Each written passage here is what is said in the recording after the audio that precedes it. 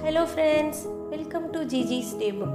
இன்னைக்கு நம்ம வெள்ளை சோளத்துல ரொட்டி எப்படி செய்யலாம் தாங்க பார்க்க போறோம். வெள்ளை சோளத்துல நிறைய நார்ச்சத்து இருக்குங்க. கால்சியம், பொட்டாசியம், பாஸ்பரஸ் அப்புறம் இரும்பு சத்தெல்லாம் ரொம்ப நிறைய இருக்குங்க. இது இதயத்துக்கு ரொம்ப நல்லதுங்க. சர்க்கரை வியாதிக்காரங்க கூட டயட்ல ரெகுலரா எடுத்துக்கிறது அவங்க உடம்புக்கு ரொம்ப நல்லதுங்க. உலகத்திலேயே முதல் 5 தானியங்கள்ல ஒண்ணா இந்த வெள்ளை சோளத்தை சொல்றாங்க. கோதுமை சில பேருக்கு சேராதுங்க. அவங்கெல்லாம் ஆல்டர்னேட்டிவாக இந்த வெள்ளை சோளம் சப்பாத்தியை எடுத்துக்கலாங்க டயட்டில். நான் எங்கள் வீட்டில் மாதத்துக்கு 2 முறை கண்டிப்பாக இதை செஞ்சுடுவேங்க. சரி வாங்க இப்போ செய்முறையை பார்க்கலாம். 1க்கு 1ன்ற கணக்கில் தான் தண்ணியையும் சோளமாவையும் சேர்த்து இந்த ரொட்டியை செய்ய போகிறோம். இங்கே நான் 1.5 கப் அளவுக்கு தண்ணியை ஒரு கிண்ணத்தில் சேர்த்து நல்லா கொதிக்க வச்சுக்கலாங்க. அது கூடவே 1/2 டீஸ்பூன் உப்பையும் சேர்த்துக்கலாங்க. நல்லா மூடி வச்சு கொதிக்க விடலாங்க.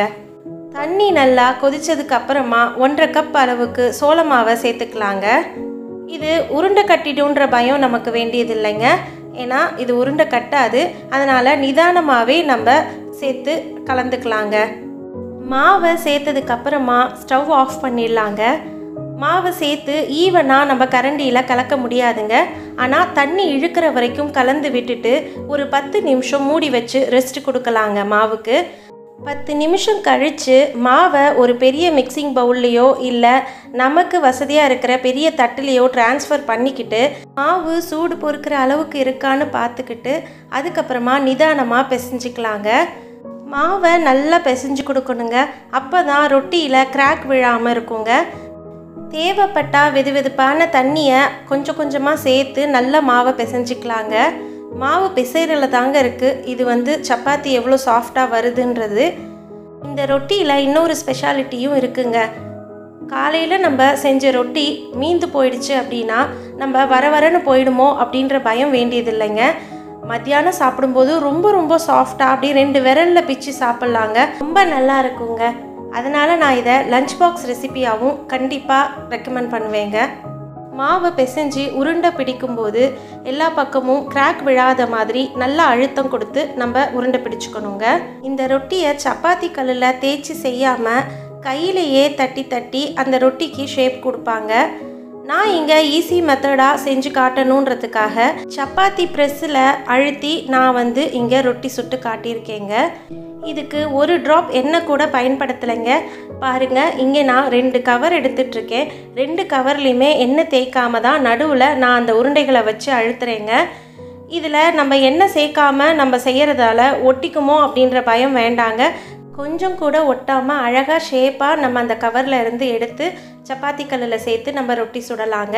திரட்டின ரொட்டியை நம்ம சப்பாத்தி கல்லில் சேர்த்து சுடும்போது ஒரு ட்ராப் எண்ணெய் கூட ஊற்ற வேணாங்க. அதுக்கு பதிலாக ஒரு கிண்ணத்தில் கொஞ்சமாக தண்ணி எடுத்துக்கலாம். கூடவே ஒரு சின்ன காட்டன் துணியையும் நனைச்சி அந்த சப்பாத்தி மேலே ஒத்தி கொடுக்கலாங்க தண்ணியை. அவ்வளோதாங்க. இந்த தண்ணி ட்ரை ஆனதுக்கப்புறமா திருப்பி போட்டு திரும்ப ஒரு தடவை சுடணுங்க. ஆனால் திருப்பி போட்டதுக்கப்புறமா தண்ணியை ஒத்தி கொடுக்கணுன்ற அவசியம் இல்லைங்க. நீங்கள் திருப்பி போட்டதுக்கப்புறம் கொஞ்சம் கொஞ்சமாக உங்கள் ரொட்டி நல்லாவே பொங்குங்க. ரொம்ப மெலிசாவும் இல்லாமல் ரொம்ப திக்காகவும் இல்லாமல் மீடியம் ஷேப்பில் நம்ம மாவை திரட்டிக்கணுங்க.